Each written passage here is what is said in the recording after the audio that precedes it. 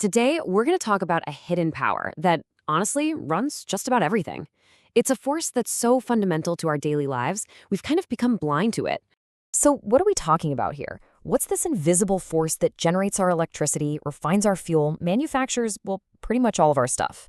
It's not what you'd first guess. It's not electricity, it's not oil, it's not even data. Yep, it's just steam. Simple steam. I mean, it's the same stuff that whistles from your kettle, but imagine that harnessed on an absolutely massive industrial scale. So today, we're going to dive into how this power is made, and this is the really important part, how it's kept under control.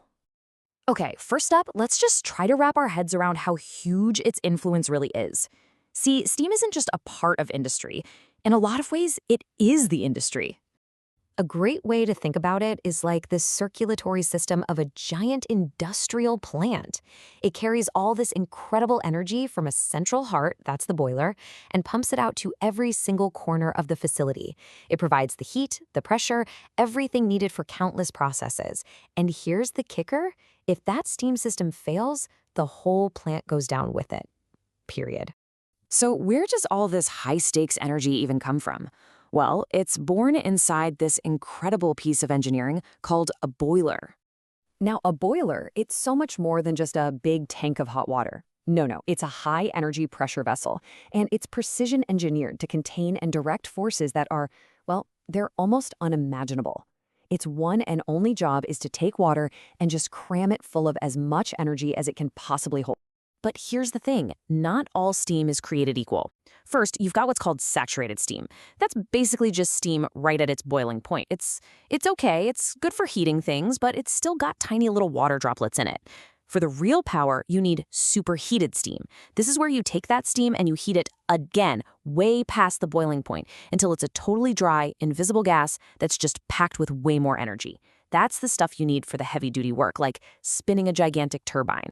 All right, so let's peel back the steel, right? Let's take a look inside and see the key parts that make this whole transformation happen. Okay, way up at the top, you've got the steam drum. The best way to think of this is like the quality control center. So as the water boils like crazy in the tubes down below, this mix of steam and water bubbles up into the drum. Its whole job is to separate the pure steam from any leftover hot water, making sure only the good stuff, the high-quality steam, moves on. Then, down below that, you have the furnace. This is the real engine room of the whole operation. You've got these incredibly powerful burners that ignite fuel, and they just unleash this massive, colossal amount of heat. All that heat gets soaked up by tubes full of water that line the furnace walls. This makes the water inside boil, and I mean violently. And then it all rushes up towards that steam drum we just talked about. This is it. This is where the raw power is born. And finally, we've got the superheater. You can think of this as the finishing school for steam. The pure steam that came from the drum gets sent into these tubes, and they're hanging right in the hottest part of the furnace. It just gets blasted with even more heat, and that's what turns it into that super high energy, superheated steam that's ready to do some serious work. So what you really have to get here is that this isn't just a random collection of parts. It's a deeply interconnected system. Every single component, from the tiniest little valve to that massive drum, is absolutely vital, not just for making it work, but more importantly, for keeping it safe. And that brings us to the real challenge of operating a boiler. How in the world do you manage and contain this much incredibly volatile energy? There's this quote from an industry expert that just says it all. The thing is, there is practically zero room for error. Because of the insane pressures and temperatures inside, a tiny little issue, like the water level being off just a bit, can turn into a catastrophic failure in literally seconds. And inside that boiler, there's this constant war being waged against two silent enemies. First, there's corrosion. It literally eats away at the boiler's metal bones. Then you've got scale, which is basically mineral deposits that clog up the tubes, just like cholesterol in an artery. And both of these things are caused by tiny impurities in the water that feeds the boiler. And that's why the operators are absolutely obsessed with getting the water chemistry perfect. This really shows you the tightrope walk that is normal operation. On one side, you've got a system that's in perfect balance, stable water level, steady pressure, clean burn. Everything's great. But on the other side, you have a system in crisis. If there's too little water, the tubes can overheat and just rupture.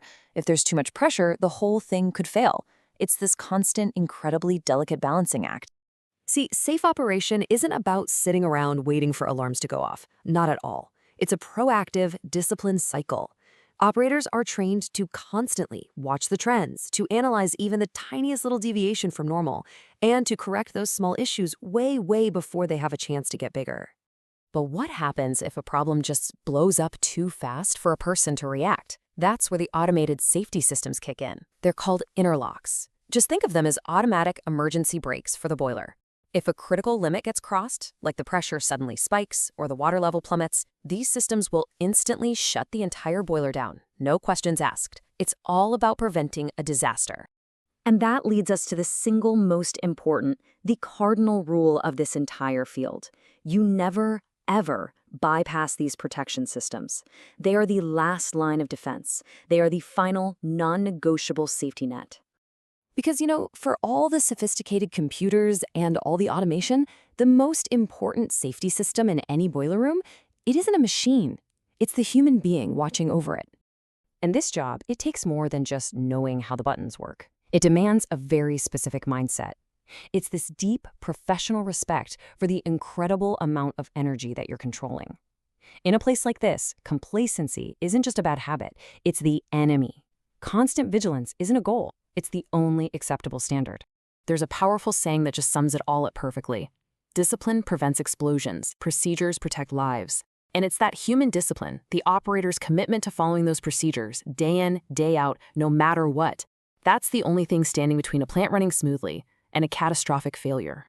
So the next time you flip a light switch or you use pretty much any product that's been manufactured, just take a second to remember that unseen power of steam that probably made it possible.